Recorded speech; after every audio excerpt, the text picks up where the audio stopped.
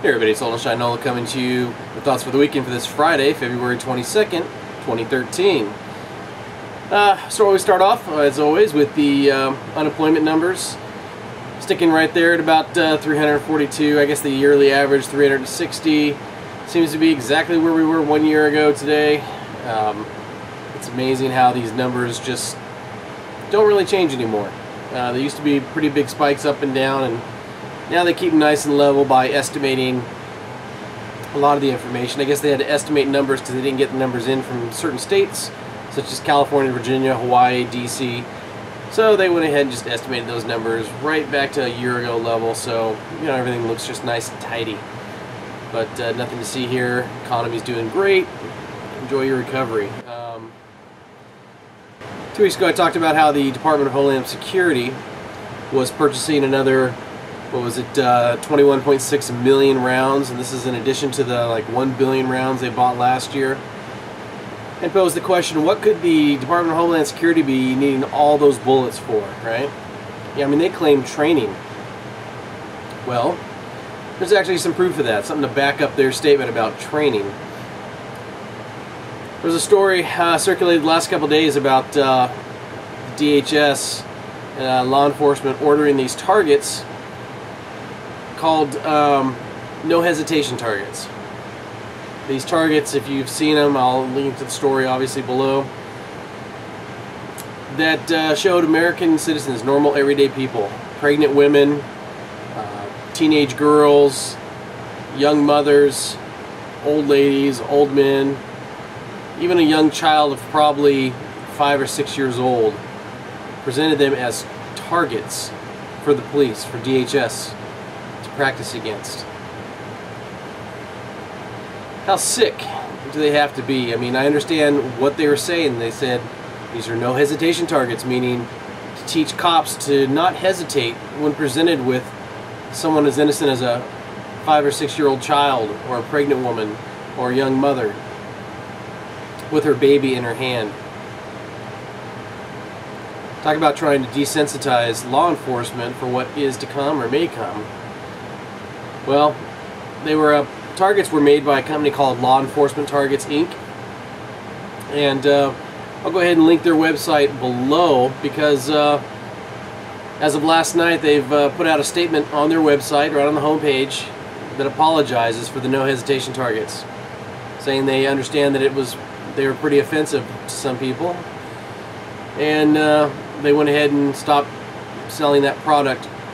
They say the product was originally requested by the government and law enforcement to help them train for the difficult situations that might make them hesitate.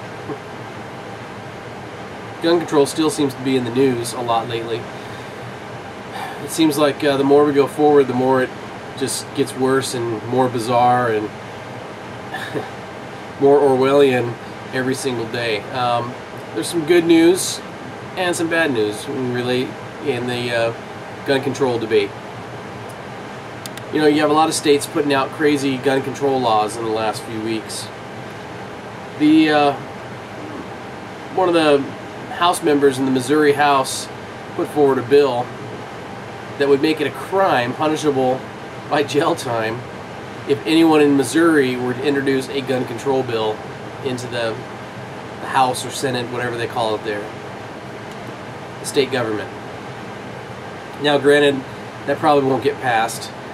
It was in response to some of the restrictive gun confiscation language in the Missouri Democrats bill that was put forward last week. And I think it's just to make a point about how ridiculous this has become. That's pretty much the only good story about gun control this week. You know, a bill that might never get passed, but it was a shot across the bow, if you will, of this one Missouri lawmaker who feels enough is enough. Because as you'll see in the links down below, in the about box, whatever they call it now, it used to be the information area down below, where I put all the links to all the stories, under the topic of state laws on gun control, you'll see that many states, Missouri, which is, they're trying to push back there obviously, Washington, Minnesota, California, these states are all passing or trying to push laws through that would not only make it illegal to purchase an assault rifle. But a lot of these have language for either gun confiscation, outright illegalization of these guns. In other words, you must turn it in now or face, severe penalties. Washington even had a provision in there, well, actually a couple of the states took the same language, to allow visits to your home from the local sheriff. That's right, they want to be able to allow, if you're going to own a gun of this nature, scary looking black weapon, yeah, you're going to have to allow the sheriff to come in and search your home. Make sure everything's okay. You're not hiding any small children in a doghouse out back chained around the neck or something, right? I mean, what are they really looking for? I really hope none of these laws pass. I really hope they've gone too far over the edge. And, these crazy progressive whack jobs that try to push these laws always seem to go too far. They get too greedy, too anxious, too excited about what they could do, what kind of measures they can put in place to control you. And the good thing is sometimes they go too far and they put in such unbelievable language in these bills that it draws so much negative response that a lot of times these bills will die. So don't sit back and wait for these things to be defeated. You got to voice your opinion. You've got to contact everybody you can in your state and local governments. I know that the Oath Keepers, if you have them in your area, they do protests at the state capitals. Find other groups that'll do the same thing. You might find Gun Owners of America. I don't trust the NRA. Screw the NRA. But find your other more gun control unfriendly groups that are willing to go out there and do the hard work and protest these things fervently and progress, move this legislation a little further off the front line. You got to scare these children that are in government. You got to scare them away from trying to control us more than they are already. It kind of takes me on to the next story. There was a letter written to President Obama from one of the Columbine shooting survivors. This is Evan Todd released an open letter to the president asking the president, whose side are you on? Are you on the side of the criminal? Or are you on the side of the American citizen who chooses to defend him or herself? Because what he talked about, and what another letter written by a young woman who was a victim of rape on campus, wrote a letter in response to the senators in, I believe it was also Illinois, or Colorado actually, excuse me, who talked about how women, they don't need a gun to defend themselves from rape. They need to learn how to say no, or blow a whistle. I guess whistle while you work, or, maybe the buddy system. I mean, the ridiculousness about they can't be relied upon to know when they're being raped or not. I guess his point was trying to say that they might shoot somebody by accident who wasn't trying to rape them, but maybe just trying to fondle them or something. I mean, Representative Salazar, can you maybe enlighten us a little bit more on your retarded statements? But these are actual victims of crimes. She was actually raped at gunpoint. Apparently, after she was raped, there were 2 other rapes, and then somebody else was killed by this guy before they found out who it was, before they apprehended him. She talked about, in her letter, about how if she had had a gun that night, she could have stopped herself from being a victim and 3 other people from being a victim as well. But it seems like all these politicians care about with their gun control is taking the guns from the law-abiding citizens who just want to protect themselves, their families, and their property. They want to give the advantage to the criminal and allow them to run amok, wild, doing whatever they please to those of us, keeping us scared so that we ask for more and more government safety measures to watch over us and protect us. You have a duty and responsibility to protect yourself, your person, your family, your property. It's not up to the government. You can't carry a law enforcement officer in your back pocket. When seconds count, a cop is only 3 minutes away, right? And that's if you live in a low crime area. If you live in a place like Milwaukee or Baltimore or something, I'm sure you call 911 because you think someone's trying to break into your house. It's probably like closer to 20-30 minutes before the cops get there. Another story that caught my attention out of Illinois, of all places again. It's like a constant battle between New York and Illinois and California on which state can be the craziest when it comes to the laws they try to put out. Illinois state senator is pushing an anti-anonymity bill. This would make it mandatory that people cannot comment on the internet anywhere unless they've registered themselves and their name is known to somebody, either the website or some service that would register your name against a certain online ID that you use. You know, they don't like the fact that people can comment anonymously on blogs and websites and stories, on articles that you'll read down below. You know, a lot of websites already have that in place where you have to register to be able to leave a comment. Many websites believe in open, free speech that doesn't put any handcuffs around the person, any, you know, gag, if you will, to keep them from talking by forcing them to say who they are. I mean, sometimes I believe in, I have no problem saying who I am from time to time, soul to Shinola. But there are times when anonymous comments, you know, are helpful.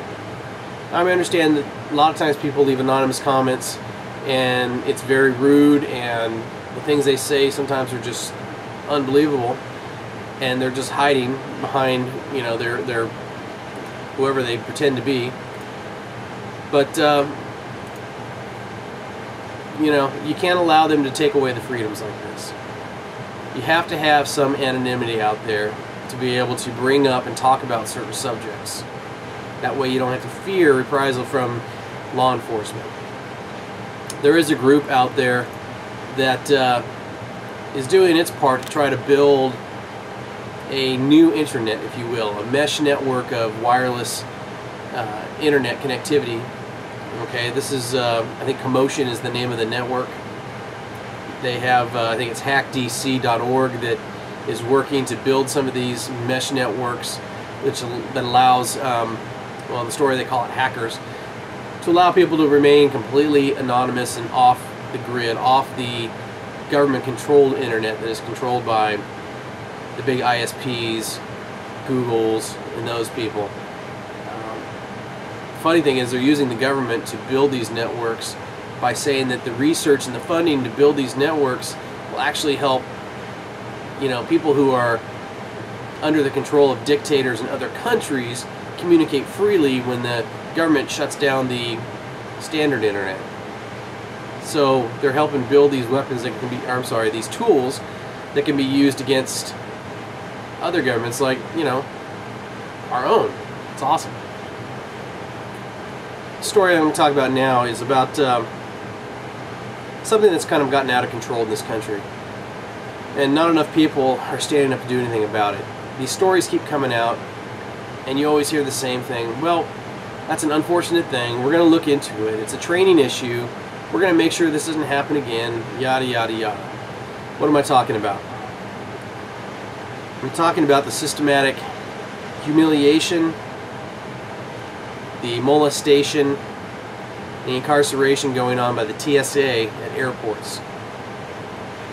Story I'm talking about now, you can find it down below in the video, is of this this little girl in a wheelchair on her way to Disney World. She's probably, I think she's 3 years old. She's handicapped, she's in a wheelchair. And the TSA detains her and they want to search her in her wheelchair. And she's freaking out. They took away her stuffed animal. You know, young kids have no idea what's going on. They don't understand that these government thugs, they want to, you know, just fondle and embarrass and ridicule people, make you feel as small as humanly possible. Actually, it's as small as animalistically possible, I believe. And it's great that people have the forethought to think, get my camera out and tape this ridiculousness. But every time it's the same thing. The TSA, the government says, oh, that shouldn't have happened. It's a training issue. We'll train them better. And it never happens. The training doesn't happen. Because they're not going to train. They don't care. They just let it go. Nobody cares. What would happen if everybody at that gate, that security checkpoint, started chanting to leave her alone? If everybody started voicing loudly their displeasure with what was taking place. What do you think would happen?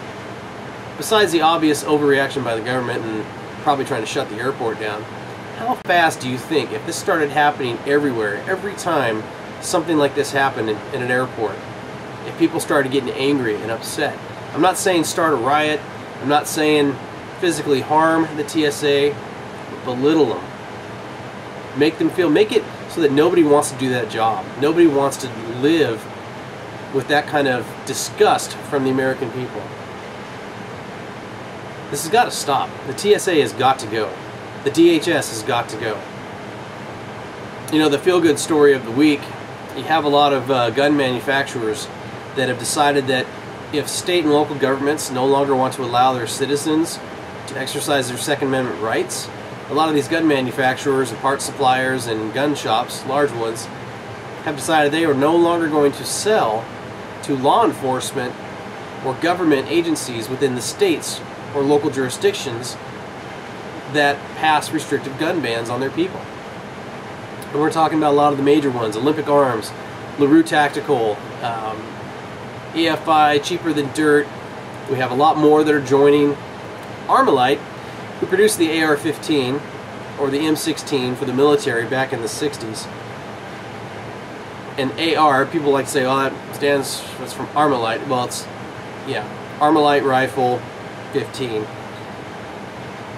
You know, they've kind of gone back and forth on, it's hard to tell, are they supporting this ban of selling to law enforcement or government agencies, or are they not? Basically, they're saying, look, if your citizens can't own these weapons, law enforcement and government agencies should not be allowed to own these weapons either. I support you in that, because it's true. If I can't have it, I sure as hell don't want my government having it to use against me. Just saying. Anyway, that's all I've got for this week. It's a lot of things I've covered. Obviously, you got any comments, please leave them down below. I try to get to all the comments. Maybe you have a video response you want to do. Maybe one of these stories you want to expound upon, you want to go off on, you want to just rant about it. Feel free to do a video response. I'll attach it below, get it linked on here as well. I want you all to, you know, think about these things. Don't get yourself down though. Stay away from the box of wine and the hot tub there, Coke Man. And I want to thank you all for watching. That's all I have for this weekend. SOS out.